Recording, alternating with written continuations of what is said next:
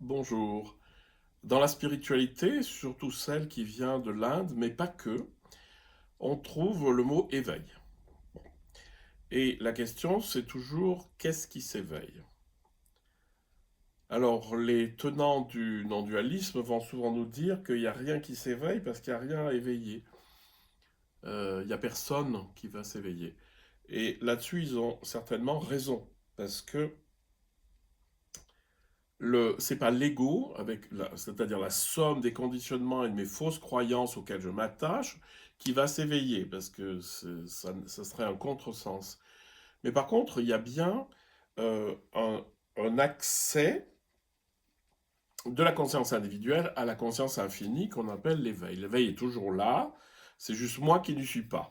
Hein, comme dirait Maître Eckhart, l'union à Dieu, alors lui il va parler d'union à Dieu, c'est comme quelqu'un qui serait dans une maison et qui aurait une bonne cave avec des bons vins qui n'irait jamais. Eh ben, c'est un peu ça, il faut descendre dans cette cave. Alors, quand on regarde ça sous un point de vue non dualiste, c'est-à-dire en partant de la conscience infinie, c'est évident qu'il n'y a pas d'éveil, puisque la conscience infinie, elle est déjà éveillée, et il n'y a personne qui s'éveille, puisque l'ego ne s'éveille pas.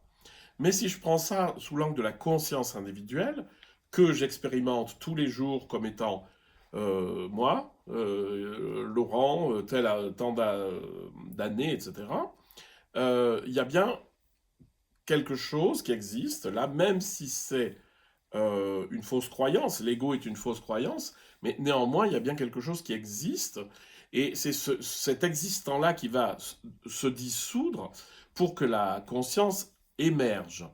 Donc évidemment, du côté humain, on peut dire, oui, bon, là j'étais dans un état assez perturbé par mes pensées, j'étais petit, et puis finalement, en moi, ça s'est élargi, ça s'est agrandi, et en fait, cet état qui est en moi maintenant peut me faire dire que quelque chose est éveillé en moi.